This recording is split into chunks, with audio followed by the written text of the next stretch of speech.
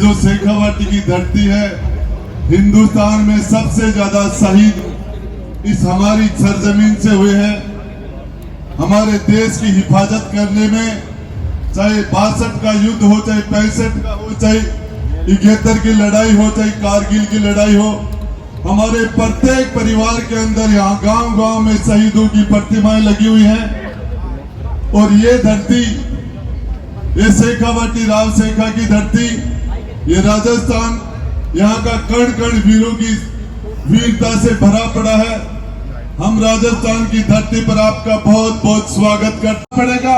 जल्द ही आपके हमारे मंत्री, उद्योग मंत्री महाराष्ट्र के यहाँ रुकेंगे। शाम के कार्यक्रम के अंदर इनको एम्बुलेंस भेंट करनी थी।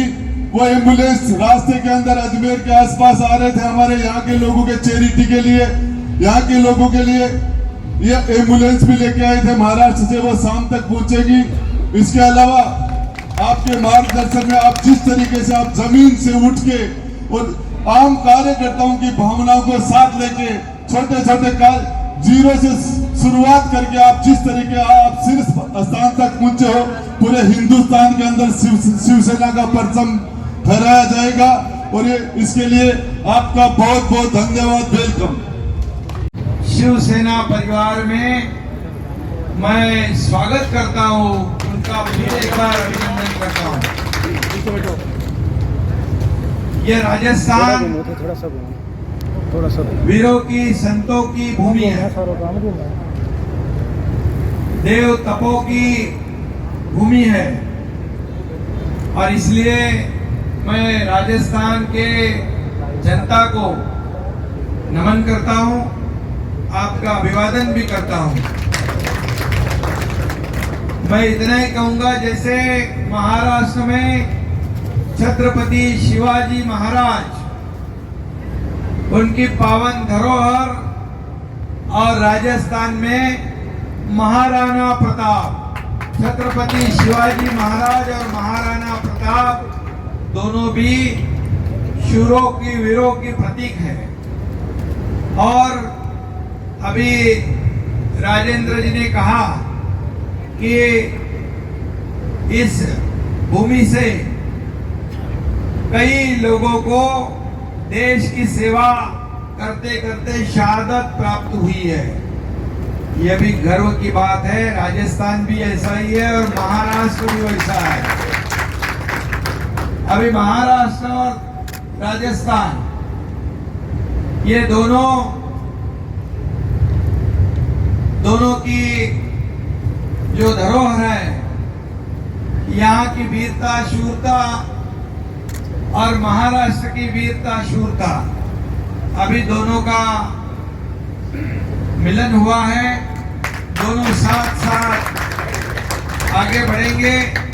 मैं यह भी कहूंगा कि राजस्थान के लाखों लोग महाराष्ट्र के कई शहरों में अपना अपना कारोबार, व्यापार, नौकरी, धंधा करते हैं। और वहां पर जब भी राजेंद्र जी मुंबई में आके मुझे मिलते थे, तब यही कहते थे कि हमारे राजस्थान के जितने भी परिवार हैं, उनको ध्यान रखो, उनकी सुरक्षा का ध्यान, उनको सहयोग का ध्यान। और आपको राजेंद्र जी मैं बताऊंगा कि आपके कई कार्यकर्ता हमारे शिवसेना के पदाधिकारी हैं महाराष्ट्र में, मुंबई में। और यहाँ पर हमारे जो लाखन सिंह जो है, ऐसे ही मैं ये भी कहूँगा कि पूरे देश में लगभग 25 राज्यों में हमारी बाला साहब ठाकरे जी के विचार की शिवसेना काम कर रही है। और इसका मुझे गर्व है, अभिमान भी है। और आज इसका भी मुझे हर्ष है, आनंद है कि आपके जो सुपुत्र हैं हमारे शुभम, उनका भी शिवम जन्मदिन की बहुत बहुत ढेर सारी शुभकामनाएं। ये लंबा बड़ा तो मर गया। जन्मदिन मुबारक। और सरकार ने की है।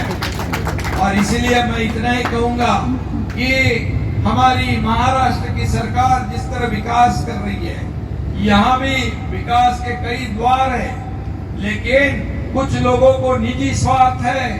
इस राज्य की जनता का विकास छोड़कर खुद का विकास जब करने लोग लगते हैं तो राज्य की जनता का विकास नहीं होता है और राज्य का भी जनता विकास नहीं होता है। और इसलिए मैं इतना ही कहूंगा कि इस राज्य को आगे बढ़ाना है। इस राज्य में जितना पोटेंशियल है, माइनिंग में, इंडस्ट्री में है, किसानों को आगे बढ़ाने के लिए जितनी योजनाएं हम ला सकते, ये माँ बहनें खड़ी है, उनको सशक्त करना, उनको मजबूत करना, उनकी सुरक्षा का प्रावधान करना, ये सब करने की आवश्यकता है। और इसीलिए मैं आपको बाकी आज ज्यादा कुछ नहीं कहूंगा।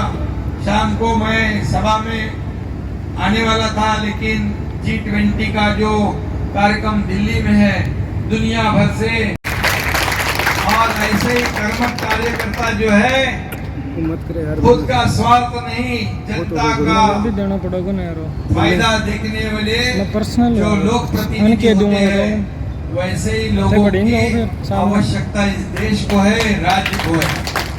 और मैं भी कहूंगा, जैसे आपने मंत्री पद त्याग दिया, वैसे ही 1 साल पहले मैं भी मंत्री था, मेरे साथ ये उदय सामंत जी मंत्री थे, ऐसे 9 मंत्री थे। सत्ता कभी कोई छोड़ता नहीं, लेकिन सत्ता को हमने छोड़ दिया था सच्चाई के लिए और बाला साहब के विचारों के लिए सत्ता को त्याग दिया था।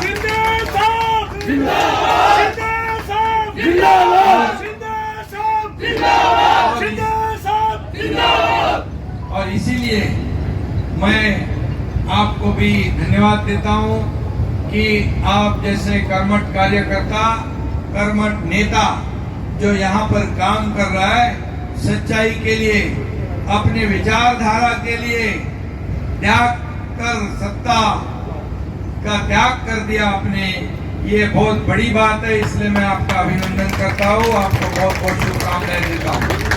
और आपने क्या कहा था, महिलाओं को सुरक्षितता चाहिए, ये क्षेत्र का विकास चाहिए, कानून व्यवस्था बनाए रखने की आवश्यकता है। ये तो जनता की आवाज थी, जनता की आवाज को आपने सच्चाई सामने लाने का काम किया।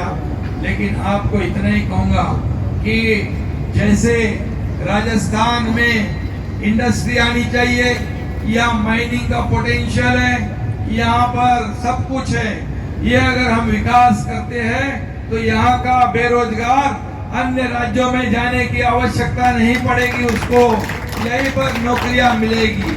और हमारी शिवसेना भी वही काम कर रही है, महाराष्ट्र में स्थानीय लोगों को नौकरियां देना, उनको अपने पैरों तले खड़े करना, अपने बलबूते पर मजबूत करना, महिलाएं, माता बहनों को सुरक्षित रखना, उनका विकास करना, उनको शक्ति देना, किसानों को यहाँ पर जितने भी सरकार के फायदे हैं, किसान के पीछे पूरी ताकत से खड़ा रहना, यही तो हमारी सरकार भी वहां पर कर रही है। आप जानते हो कि हमारी सरकार पिछले 1 साल में, जो पिछले हमारी सरकार आने से पहले 2.5 साल जिनकी सरकार थी, उसके साथ कांग्रेस भी थी, लेकिन ये कांग्रेस महाविकास आघाड़ी का जो सरकार महाराष्ट्र में था, उन्होंने हमारे राज्य को पीछे 10-15 साल पीछे खदेड़ने का काम कर दिया। हमारा राज्य देश में पहले नंबर पे था, इंडस्ट्री में, उद्योग में, कारोबार में, उसको तीसरे चौथे नंबर पर ले गए, सब विकास काम ठप कर दिया, भ्रष्टाचार शुरू हो गया। लेकिन हमारी सरकार आने के बाद, एनडीए की सरकार, डबल इंजन की सरकार आने के बाद, आपको राजेंद्र जी बताऊंगा मैं कि वहां पर जो हमारा सरकार तीसरे चौथे नंबर पर गया था, 1 साल में फिर हमने 1 नंबर पर उसको लाया है। या हमारे इंडस्ट्री मंत्री है, उद्योग मंत्री है। हम जब दावोस में गए थे वर्ल्ड इकोनॉमिक फोरम में 1,37,000 करोड़ के इंडस्ट्री यहाँ पर महाराष्ट्र में लाने का काम किया। उसके बाद जो फॉरेन डायरेक्ट इन्वेस्ट